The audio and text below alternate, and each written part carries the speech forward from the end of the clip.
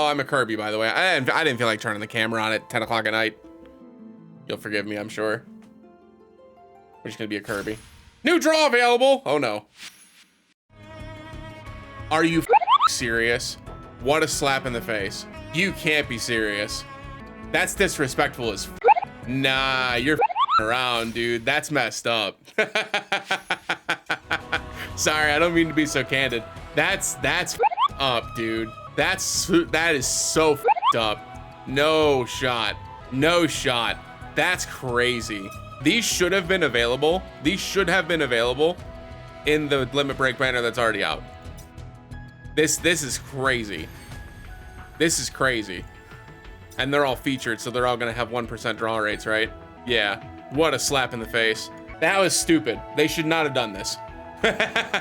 If this was the plan, they should have left this off the table. They shouldn't have even put this out there. This was a mistake. Their community is gonna be pissed about this. We're gonna ignore that though, because that's not why we're here tonight. That's not why we're here. That is so dumb. Wow. Anyway, all right, so that's not why we're here. Event daily missions will be held. Interesting. So there's gonna be event-specific daily missions. This event is a ranking event in which participants must cooperate with guild members to challenge bosses. During the results tally, team up with your guild members, defeat the boss and increase your score. Guild battles can be attempted 3 times per day by each player. Work together with your guild members to inflict damage upon the bosses that have enormous HP and defeat them. For each difficulty, the damage inflicted upon each boss will be shared with the guild members, and they will earn a score according to the damage inflicted. But also, additional scores can be earned by reducing the boss's HP to a certain percentage. Resets daily at 10 Eastern. In guild battles, in addition to regular party, additional equipment can be set up. Additional equipment points are assigned to each weapon and gear, and depending on the total points of the equipment, you can obtain effects that will give you an advantage in battle. Each piece of equipment has different points, and weapons increase in points as they're enhanced. Furthermore, featured additional equipment will also have an increase in points. The effects of additional equipment and featured additional equipment will change for each guild battle, okay? Guild battles are divided into strategy period and the official match. During the strategy period, you can only attempt mock battles. Do not earn EXP, rewards, or scores during mock battles, but therefore they can be challenged without consuming attempts. In a mock battle, the boss's HP is not shared with guild members, and the boss's HP is recovered each time the battle ends. Accelerated mode can be used in mock battle, but not the official match. Okay, that's fair. All guild members get rewards when you defeat the boss. Defeated bosses will be revived the next day. They will also be revived once all bosses have been defeated. If a boss is defeated by another guild member during the guild battle, the number of possible attempts does not decrease. Do not earn scores when a boss is defeated by another guild member, okay? Reach high scores. Total score earned by guild members determines the guild's ranking. Rank high to get luxurious rewards. Cool. Because physical attack is boosted and many physical attacks are used during short fuse at the start of battle, it is vital to protect against physical attacks with measures such as boosting your physical defense and decreasing physical attack, okay? During short fuse, the enemy's defense is lower, providing an opportunity to inflict damage. Defense is lowered. Uh-oh. So this is going to be a physical defense or a physical build. Interesting. All right, we'll have to take a look at it and take a peek. Guild ranking and total score by each guild. Yep. Guild battle bosses have massive amount of HP, and any damage dealt will be carried over into the next battle. Damage dealt by other guild members will also be reflected in the HP. Depleting the boss's HP, the music's great. A set amount will yield an additional score bonus. For battles with multiple bosses, depleting the boss's total HP, a set amount will yield a score bonus. Defeating the bosses in each battle will yield rewards for all guild members. Okay, interesting. Hey Harley, welcome on in. So no matter like, if we work together, we all get rewards. So that's good. Defeated bosses are revived at a certain time. Defeating all the bosses will revive all bosses immediately, okay? Guild battles allow for the use of additional equipment. We've already seen this. Back to see on the side. Mock battles do not yield scores or rewards, but allow players to take on guild battles without using up any attempts, okay?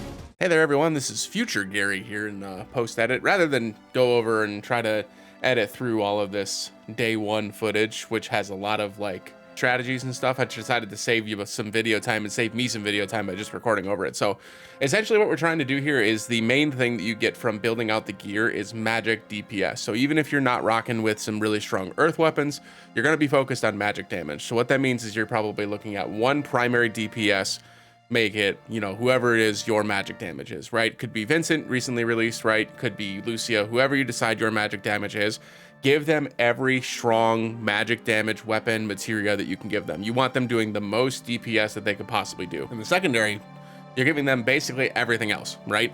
If they have any debuffs, that's a good one to have. So like you can use Aerith Sun Umbrella as an example, make her your secondary DPS. And you don't really have to worry about any kind of healing, any kind of defensive stuff for the first few stages at least. We'll get to the latter stages later in the video, but for the first couple of stages, especially stage 1, you don't have to worry about defensive at all. You can go straight offense, just blow through this. And then the real reason why I'm putting this over on YouTube today is so that folks that may not have as strong accounts, maybe you just started a couple weeks ago, maybe you just started a couple months ago, right? And you haven't been playing since day 1. You may feel a little discouraged because you're seeing like percentages on some of these folks that, you know, maybe getting like 70%, right? And you're gonna see that later in the video, because I'm one of the people, I can get 70% in stage 1, and that seems like a lot, but in truth, most of the folks who put money into the game, they're probably doing one hitting loss, like right off the bat for stage 1. So it's definitely, it's hard. It's supposed to be hard. It's supposed to be done with a group. So don't worry about it. Let your group carry the load. You guys are gonna do it together. It's gonna be fun. Just have fun with it, right? So again, back on topic.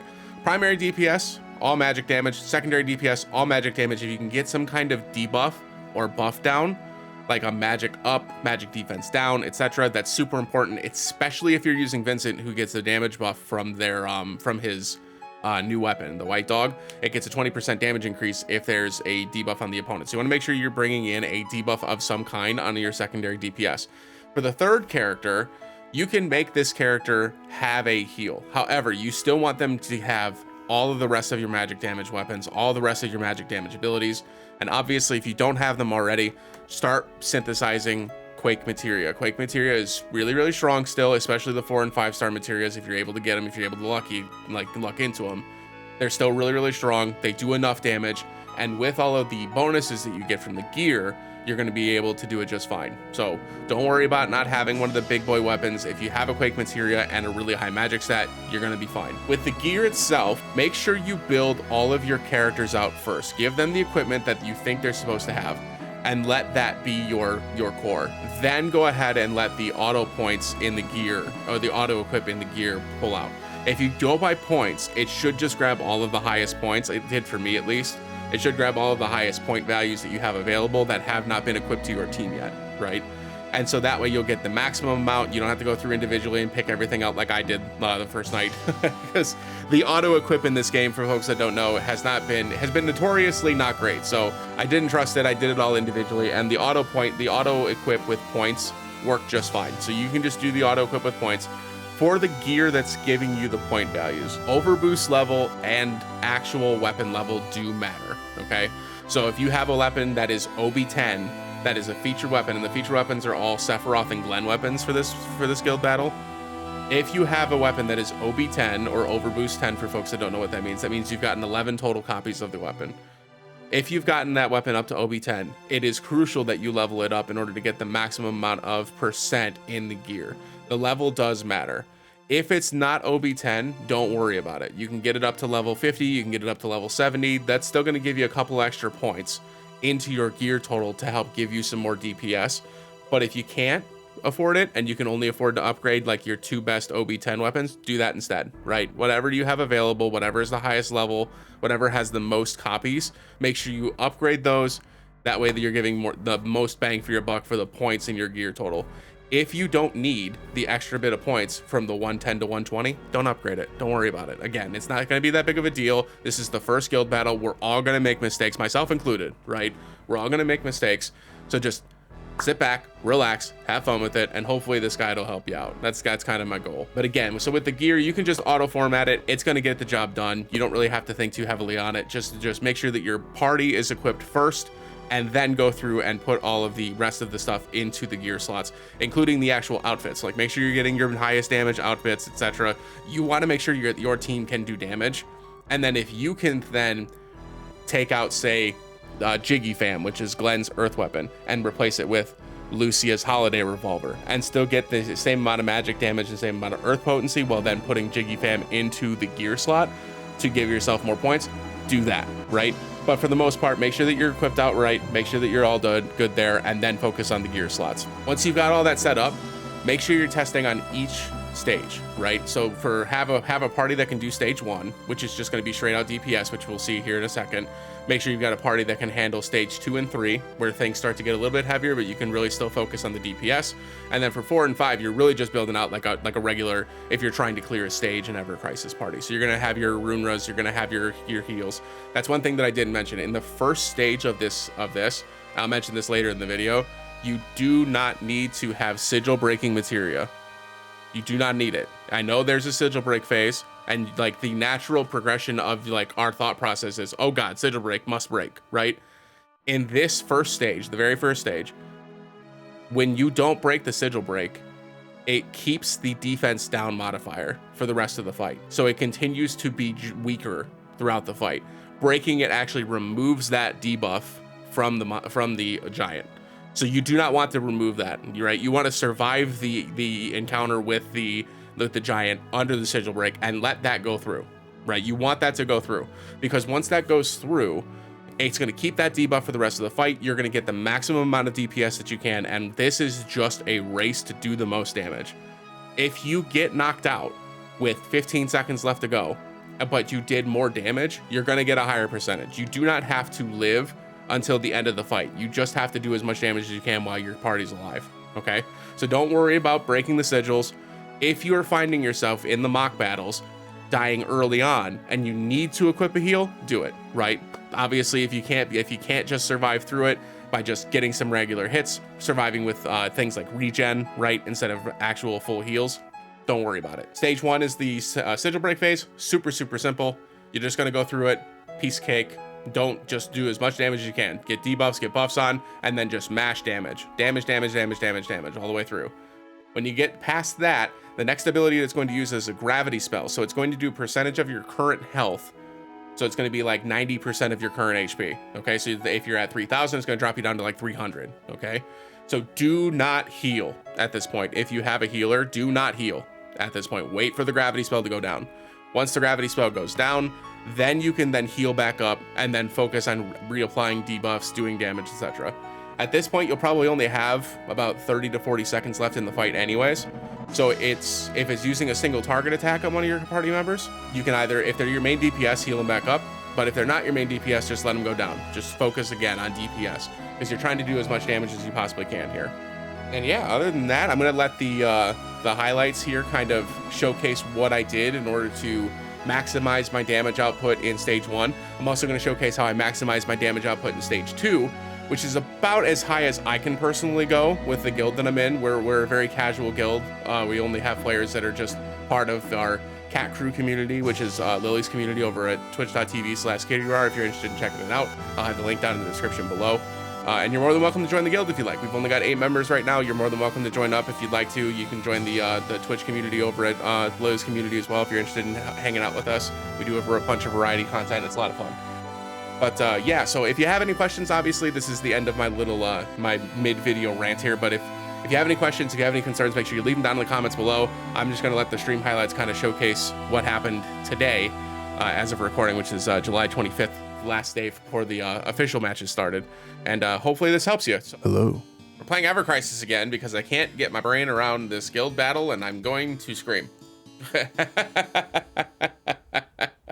What I found out, and this is what I wanted to share with everybody, is that breaking the sigil on this first phase is useless. It's actually bad to do so, because if you don't break it, he keeps the magic defense down forever, like for the rest of the fight.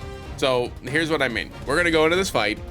We're gonna do the same thing we were doing yesterday, but this time, instead of breaking the sigil thing, which is what I was doing yesterday, we're not gonna break it at all. We're just gonna DPS. Rawr. So first things first, we're gonna set up this debuff, and then we're going to set up this buff on Vincent, and then we'll use this just to use this. Now I'm gonna hold until this is completely full, right? I'm waiting until this is completely full. I'm not doing a thing until it's completely full. Wait for Night Bloom to go off, use the attack. Now we can speed things up. So now I'm just spamming my attack button. Now obviously we're taking, you know, AoE damage here, but you can see we're not actually taking that much damage. Doesn't really matter, just keep attacking. Keep attacking. We're gonna need to reapply the earth debuff again. I don't think we're gonna get it off though, which is fine. Use it again. Earth resist down. You can see he still has the debuff, right? So now we're still doing massive damage here. Graviga comes in. He's already got the earth debuff, so our HP at this point doesn't matter anymore. We stay in offense, use all of our limits. Okay, and then just mash the attack button. Grand Sword comes in. This you can defend if you need to here, but you shouldn't have to. Yeah, defend only does 500 damage. Piece of cake. Attack, attack, attack. That's it. So as you can see, we kind of flirt with low HP for a little while there, but it doesn't do enough damage to actually matter. This is obviously on stage 1. But if you do it like that, 55%. For me in particular, my account is very, very, very, very, very, very strong. Okay? So like, you're probably not going to do 55%. But everyone should be able to, even if you're at like just barely level 70, he does not do enough damage to your like 6,000 HP to worry about switching to defense, breaking the sigil. You can just focus on damage. Don't think about anything else, just damage. Damage, damage, damage, damage, damage, right? All right. All right, so same thing, but this time we're gonna get 3 tiers of earth defense down. That's 100,000 more damage per shot. Yeah, no, this is gonna be huge. I'm using Breath of the Earth here to get rid of my defense debuffs just so I can stay on offensive instead of switching to defense at all.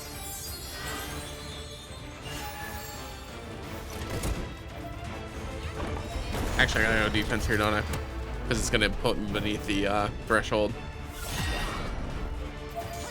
I think I'm there. Yeah, I'm still there. No, I'm not. Shit. Heal me. There we go. Okay, that was a little inefficient. That's my bad. I used Breath of the Earth too late there, so I didn't get my my debuff. Aerith, please. Surely this is closer. Yes. Okay. Okay. All right, cool. So I'll be able to knock this out by myself then, if I use all 3 of my attempts on stage 2. Okay. Let's run it back one more time, because that wasn't even efficient. So let's try it one more time. 36. Okay. Yeah. So I'm in good shape then. So I'll be able to clear the second boss by myself. We got 284 for the score. 15 million damage, 235,000. I just want to see something really quick. Let's go to stage 5 again, because there is a 0% chance we're knocking stage 5 out. 0. It's not happening. Even at like our strongest, there's no way. We would need at least 30 members in the guild. Like, see, look how much damage it's dealing. Like 2.1.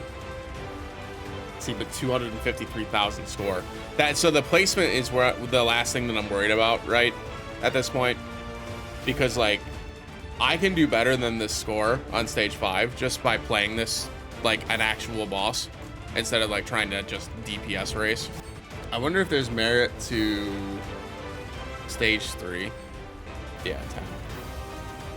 Okay, so that, yeah, that's just not worth it then. 178. That's significantly lower than me just fighting at stage 5. Significantly lower.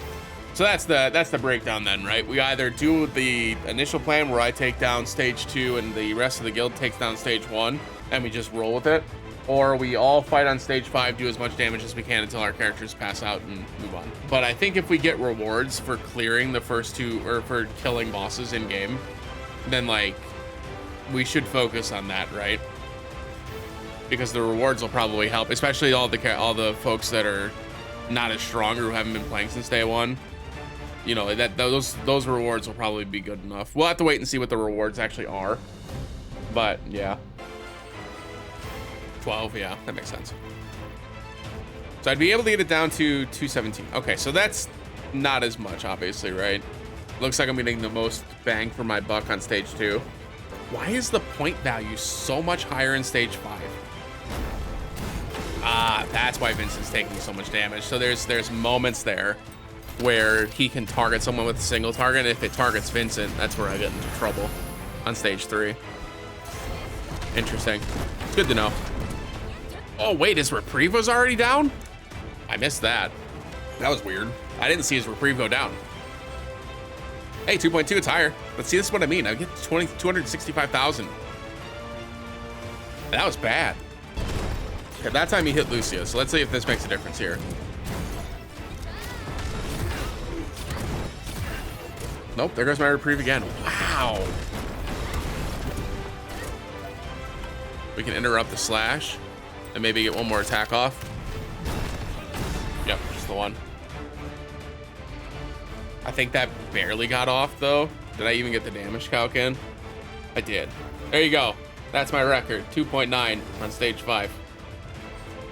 A 348,000 score is a lot, man. That's so much. I feel pretty good about this overall though. I wonder if, let me copy this team really quick, clarity's sake. I want highest magic attack. Obviously that's gonna be the highest with the support material. Give me the highest magic attack period. This one. No, because he'll use that, right? Give him arrow row instead. Because I wonder if I just let Vincent control himself, because I think if he's doesn't have a Runra, he should just use his earth attack when I'm not on him. Hopefully. So we debuff. Oh, I screwed this up again. Shoot her.